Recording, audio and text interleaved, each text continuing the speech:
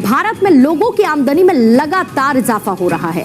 भारत में 100 करोड़ रुपए या उससे ज्यादा कमाई करने वाले टैक्स पेयर्स दोगुने हो चुके हैं और अगर इसी रफ्तार से भारत की इकोनॉमिक ग्रोथ होती रही तो देश को विकसित राष्ट्र बनाने का सपना 2047 से पहले भी पूरा हो सकता है। जनाब, खबरें कुछ इस तरीके से हैं कि हमारे हमसाया मुल्क इंडिया के लिए दुनिया के तमाम डोर्स ओपन हो चुके हैं। वो जहां भी जाना चाहें, वो जिस ग्रुप में शामिल होना चाहें, वो जिस अलायंस में शामिल होना चाहें, वो दुनिया के जिस प्लेटफॉर्म पर जाना चाहें, वहां पर उनको इजाजत है। ना सिर्फ इजाजत है बल्कि वेलकम किया जा रहा है। इंतहाई अफसोसनाक खबर, अफसोसनाक खबर। अच्छा। तेरी एक पतंग के कटने से मेरी मताए हयात लुट गई।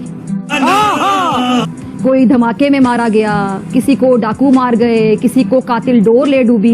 वतन अजीज में ये चल रहा है। सबसे पहले आपको बताएं कि वज़ीर ख़ारजा इसहाक़ डार ने कहा है कि पाकिस्तान के कारोबारी अफराद चाहते हैं कि इंडिया के साथ तिजारत बहाल हो। तमाम हमसाया ममालिक के साथ अच्छे ताल्लुकात चाहते हैं। भारत के साथ तिजारत खोलने से मुतालिक जायजा लेंगे। वज़ीर ख़ारजा इसहाक़ डार की लंदन में न्यूज कॉन्फ्रेंस। कहा, अफगान हुकूमत अपनी सरजमीन पाकिस्तान के खिलाफ इस्तेमाल ना होने दे। पड़ोसी ममालिक को बाहमी ताउन के जरिए दहशतगर्दी का खात्मा करना चाहिए। And now shifting focus to Pakistan, a nation that is currently dealing with the worst economic crisis in its history, and it is now apparently mulling reviving trade ties with India. Gas महंगी करने की फिर से तैयारी हो रही है। अच्छा। और महंगाई की चक्की में फिस रहे जो अवाम है उनकी जेबें मजीद ढीले करने की तैयारी की जा रही है। जरा ये बताते हैं जी कि इस मुतवक्के इजाफे से पहले एक साल में गैस की कीमत में 600% तक इजाफा हो चुका है। वो मरना बेहतर है, इससे चीज नहीं को लेनी चाहिए। एक नई रिसर्च आई है कि अब बीजिंग का जो कंट्रोल था कि जी बीजिंग के पास सबसे ज्यादा बिलियनियर हैं, अब वो नहीं रहे। अब financial hub of India, Mumbai has more billionaires than the Beijing or Shanghai.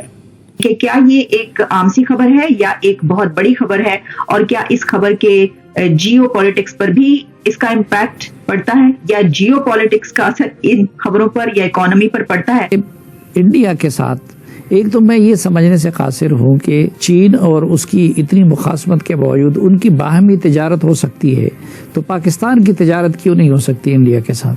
मेरा ख्याल है कि जब ये मोदी का इलेक्शन अब खत्म हो जाएगा जून में और मोदी वापस आ रहा है बड़ी मेजोरिटी के साथ, शायद अब कोई रास्ता नया खुले। ये कंफर्म है कि मोदी वापस आएगा? हाँ, ये कंफर्म हो गया, ये हो गया, ये पहला ही फैसला हो चुका है। तो मोदी के होते हुए कुछ मामलात बेहतर हो सकते हैं? हो सकते हैं, मेरे ख्याल में तो हो सकते हैं। सो आप ये देखें कि इंडिया एज ए होल, जो इसके अंदर जो बिलियनियर्स की तादाद है, वो कहा जाता है कि 94 लोग इसमें ऐड हुए हैं और अब तकरीबन जो है 271 बिलियनियर्स हो चुके हुए हैं। सो मुंबई के अंदर 92 हैं। मैं तो पाकिस्तान में बिलियनियर्स की शक्ल देखना चाहता हूँ कि वो हमारे बिलियनियर कहाँ पे हैं। हम लाते हैं टॉक शोज और अनलिमिटेड एंटरटेनमेंट सिर्फ यूट्यूब पर। अगर आपने अभी तक हमारा चैनल सब्सक्राइब नहीं किया तो अभी सब्सक्राइब करें और बेल आइकॉन को क्लिक करके हमारी लेटेस्ट वीडियोस के बारे में अपडेट जानें। कोरोना महामारी के बाद भी दुनिया भर में धन कुबेरों की दौलत में इजाफा हुआ है। इंडिया में भी इस दौरान न सिर्फ बिलियनियर्स की संपत्ति बढ़ गई है बल्कि इनकी संख्या में इजाफा हुआ है। एक ताजा रिपोर्ट कहती है कि पिछले साल भारत में 51 नए अरबपति बने हैं। दोस्तों देखिए जबरदस्त वीडियो, कहते पाकिस्तानी मीडिया वो मिर्ची लगी हुई है और भारत की ऐसी तरक्की को देखकर जल रहा है। आप ये देखें कि इंडिया एज ए होल, जो इसके अंदर जो बिलियनियर्स की तादाद है, वो कहा जाता है कि 94 लोग इसमें ऐड हुए हैं और अब तकरीबन जो है 271 बिलियनियर्स हो चुके हुए हैं। सो मुंबई के अंदर 92 हैं। मैं तो पाकिस्तान में बिलियनियर्स की शक्ल देखना चाहता हूँ कि वो हमारे बिलियनियर कहाँ पे हैं, वो किधर रहते हैं, उनके अड्डे कहाँ पे हैं। वो हमारे लोगों की तो समझ ही नहीं आती। जरा से पैसे बनते हैं तो जाके तो उथे दुबई प्रॉपर्टियां ले लेंगे and they get rich there. They don't like to invest in Pakistan. हमें तो इस चीज की कोई समझ नहीं है भाई। एशिया के अंदर 950 बिलियनियर्स हैं। एशिया, आपको पता है why Americans believe that their future is in Asia? One is China and second is business. यहाँ पे एक वक्त, and particularly India and China are leading. So जब जितना भी आप स्टैटिस्टिक्स पढ़ते हैं, जब आप डाटा देखेंगे तो सारे के सारे लोग तो यहाँ पे भाई। और ये सिर्फ एक वजह से हो रहा है, that why they are adding more billionaires in India. The reason behind is कि जो उनकी इकोनॉमी है उसका रिकॉर्ड तोड़ रही है वो। और आप देखें कि चाइना के पास कहा जाता है कि 814 बिलियनियर्स हैं, जो कि you call them as ultra rich, ठीक है जी। और अभी सुनने में आया कि 150 लोग कम जो बिलियनियर्स थे 150 कम हुए हैं इन 2022, क्योंकि जो चाइना के अंदर जो रियल स्टेट है उसको एक तो वो आपने सुना होगा कि उसमें मसाइल हैं। बिकॉज ऑफ ऑल दैट सारे का सारा जो इन्वेस्टर था जो चाइना आता था, now they are going into the Indian market. So ये आप समझ लें। और मेरा ख्याल है यूएस के अंदर भी कोई 800 बिलियनियर्स हैं। अगर दुनिया की, मैं एक लिस्ट देख रहा था जो होलन रिसर्च इंस्टीट्यूट ने डाली कि how number of billionaires in Asia किस तरह तादाद है, तो आप ये समझ लें कि मुंबई और बीजिंग का थोड़ा ही फर्क है, लेकिन मुंबई हैज मोर बिलियनियर्स। उसके बाद बीजिंग है, उसके बाद शंघाई है, उसके बाद शेंजन है, फिर हांगकांग है, फिर दिल्ली है। दिल्ली के पास भी कोई आई थिंक न्यू दिल्ली जिसे आप कहते हैं, दिल्ली पंजाब जो हम कहते हैं इधर, दिल्ली के में जो है वो कोई 55 से ज्यादा तो वहां पे है। बैंकॉक, ताइपी, हंजाऊ का and then Singapore around 40। So why everybody is coming in India, आपको इसकी समझ हो जानी चाहिए दैट वो किस तरह फैल रहे हैं। और अंबानी साहब जो हैं वो इस वक्त दी रिचेस्ट मैन, $115 बिलियन, जिन्होंने अभी रिसेंटली अपने बेटे की शादी की है।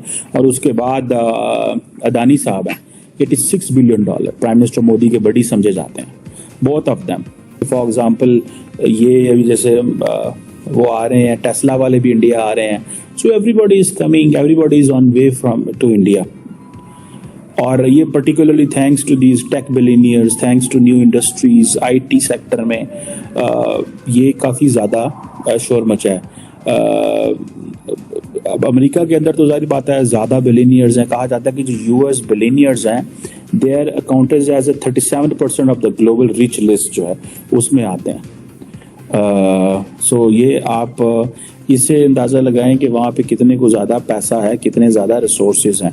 अब फॉर एग्जांपल मैं देख रहा था कि अगर 950 बिलियनियर जो हैं वो एशिया के अंदर हैं, ठीक है, और तो इसमें आपको अंदाज़ा लग जाना चाहिए कि India has is own share, China has is own share, ठीक है। जो दुनिया के टॉप बिलियनियर्स हैं उनमें तो अमेरिकन ही हैं।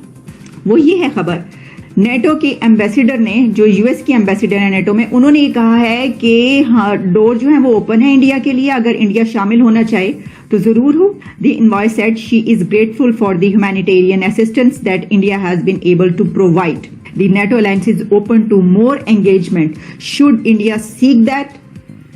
जनाब, हमसाये हमारे चाहते हैं तो वो कह रहे हैं आ जाए। ये मैंने कहा है कि डोर्स ओपन उनके लिए हो चुके हैं।